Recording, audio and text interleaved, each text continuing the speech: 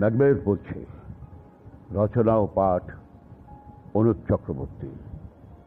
না না, আমি ভাববো না, কেন ভাববো? ডাইনিরা তো বলেছিল যতদিন না বার্নাম জঙ্গল এই ডানসিনার পাহাড়ে উঠে আসছে ততদিন কেউ আমার কোনো ক্ষতি করতে পারবে না। আর এটা কেনা জানে জঙ্গল কখনো মানুষের মতো টলতে টলতে হেঁটে পাহাড়ে উঠে আসে না। তাহলে আর কি, ম্যাকডাফ সৈন্যরা বসে থাকো এই ডানসিনার পাহাড়ে নিচে। আমি ম্যাকবেথ, আমি হব রাজা, এবং আমি তো তাই হয়েছি। ওরাই বলেছিল কোনো নারীর জড়েও থেকে স্বাভাবিকভাবে জনিপথের যার জন্ম হবে সে আমাকে হত্যা করতে পারবে না। সুতরাং আমাকে কেউ হত্যা করতে পারবে না। আমার যখন মৃত্যু হবে তা হবে অস্বাভাবিকভাবে, কোনো হত্যাকারীর অস্ত্রে নয়। তাহলে কিসের ভাবনা? ডাইনিদের ভবিষ্যৎবাণী যখন ব্যর্থ হতে পারে না, হ্যাঁ, ওদের ভবিষ্যৎবাণী অক্ষরে অক্ষরে বেড়ে গিয়ে আমি প্রথমে হলাম করের থেন, তারপর স্কটল্যান্ডের রাজা। কিন্তু কিন্তু কিভাবে হলাম আমি রাজা? সেই পথ তো বীরত্বের পথ নয়। ম্যাকবেথ বীরের মতো যুদ্ধ করে মৃত্যুবরণ করতে পারে, কিন্তু হীন কাপুরুষ বিশ্বাসঘাতকের মতো নিরস্ত্র অতিথিকে ঘুমের মধ্যে হত্যা করা তো ম্যাকবেথের শোভা পায় না।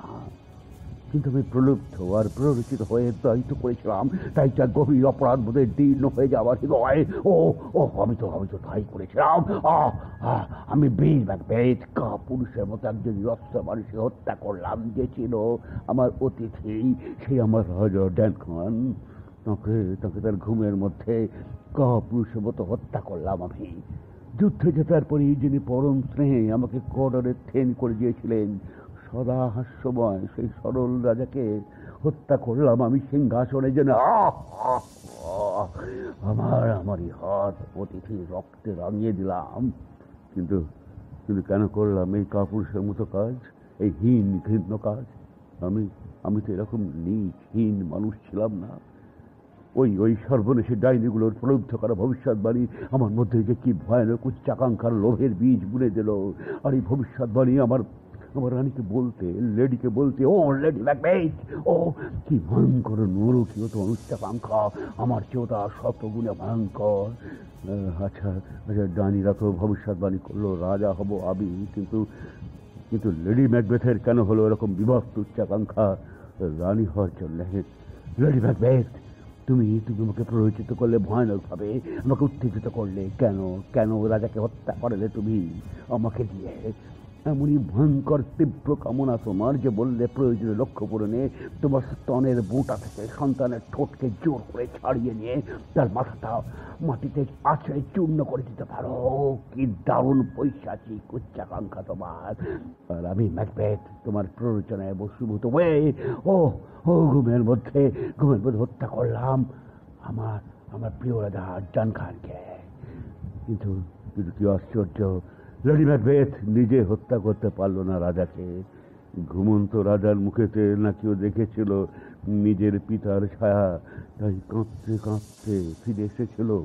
মানে ওর মনের গভীর গোপন অন্দরে রয়ে গেছে সেই এক রাস কোমল অনুভূতি, সেই চিরন্তন ভালোবাসা, মায়া, মমতা ও করুণা আর ভালোবাসার ফুল, যেগুলো পা দিয়ে দোলে দোলে পিষে নষ্ট করে দিলে তুমি লেডি ম্যাকবেথ। কেন রাজাকে নিজে হত্যা করতে ব্যর্থ হয়ে হত্যা করলে আমার সুকুমার হৃদয়কে? কি গভীর অপরাধ করলে তুমি লেডি ম্যাকবেথ! আর তোমার এই গভীর অপরাধ বোধে তুমি এখন অবিরাম তোমার দুহাত ঘষে ঘষে রক্তের দাগ তোলার চেষ্টা করছো। যে রক্তের দাগ তোমার হাতেতে লাগেনি, লেগেছে তোমার হৃদয়ে। তাই যতই তুমি ঘষতে থাকো তোমার দুহাত, লেডি ম্যাকবেথ, তুমি তো পারবে না তোমার বিশ্বাস সন্তান চেতনার গভীর উপদেশ থেকে ওই রক্তের দাগ তুলে ফেলতে। তাই আজ ঘুমের মধ্যে হাঁটছো তুমি। তাই কোনো ওষুধে তুমি শান্ত হতে পারছো না। রাজা বানালে তোমার ম্যাকবেথকে, কিন্তু নিজে হলে লেডি ম্যাকবেথ, নিজে হলে তুমি সম্পূর্ণ উন্মাদ।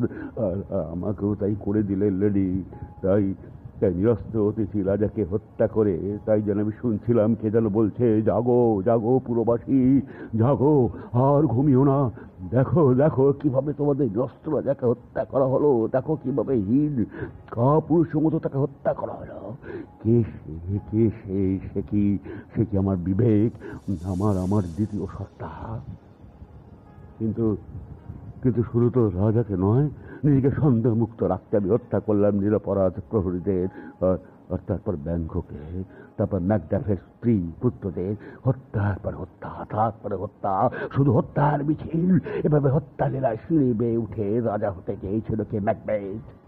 তাহলে কেন, কেন এভাবে আমাকে ক্লান্ত করে দিলে, অপরাধের পথে ঠেলে দিয়ে? ওই তো ওই তো আবার দেখে ছিন্নশীল ব্যাংকর।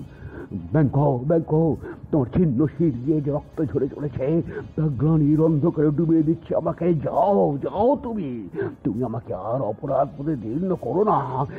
এই ভয়ানক নির্জন নিস্তব্ধতায়, এই স্তব্ধ দ্বীপ্রহরে তোমার রক্ত ঝরা ছিন্ন শির আমাকে উন্মাদ করে দিচ্ছে। যাও যাও তুমি। হ্যাঁ, আমি তোমাকে হত্যা করিয়েছি গুপ্ত ঘাতক দিয়ে, তোমার বন্ধু হয়েও। কেননা তা না হলে আমার সিংহাসন তো নিষ্কণ্টক হবে না ব্যাংক। হ্যাঁ, এটাই তো রাজনীতি, ক্ষমতার রাজনীতি। এই ক্ষমতার রাজনীতি একমাত্র লক্ষ্য হলো তো ক্ষমতার শীর্ষে আরোহণ করা। তা সে যে কোনো পথেই হোক না কেন, যতই আবিল আর পঙ্কির হোক সেই পথ, সেই আরোহণের পথে যে কোনো বাধাকে নির্মমভাবে চূর্ণ করার জন্য প্রয়োজনে বন্ধুকে হত্যা করতে দ্বিধা না করাই রাজনীতির লজ্জাহীন ধর্ম। যেমন রণে আর প্রেমে কোনো কাজই অন্যায় নয়, তেমনি ক্ষমতার রাজনীতির লড়াইয়ে কোনো কিছুই অপরাধ নয়। শুধু লক্ষ্য হলো চূড়ান্ত ক্ষমতার শীর্ষে পৌঁছে যাওয়া। এটাই তো স্বাভাবিক ব্যাংক, যেখানে মূল্য নেই কোনো মায়া, মমতা, প্রেম বা ভালোবাসার, কৃতজ্ঞতা যেখানে অর্থহীন শব্দ, বিশ্বাস হনন যেখানে স্বাভাবিক ক্রিয়া। সেই ক্ষমতার রাজনীতির পথ যতই পঙ্কির ও পুঁতিগন্ধময় হোক, যতই বিশ্বাসঘাতকতার নিকষ কালো রক্তে রাঙা হোক, যতই বিশ্বাসঘাতকতার নিকষ কালো রক্তে রাঙা হোক, কিন্তু কিন্তু ম্যাকবেথ যে বীর হৃদয়, সে তো সত্যিই হীন চরিত্র নয়। তাই গভীর অপরাধ বোধ তাকে কুড়ে কুড়ে খায়, তার বিবেকের অলিন্দে মৃত্যু ঘণ্টা বাজায়। কি বললো প্রহরী? কি বললো? লেডি ম্যাকবেথ আত্মঘাতী হয়েছে। লেডি ম্যাকবেথ আর নেই। তাহলে কি নাটক সমাপ্তির দিকে এগোচ্ছে? লেডি ম্যাকবেথ মৃত।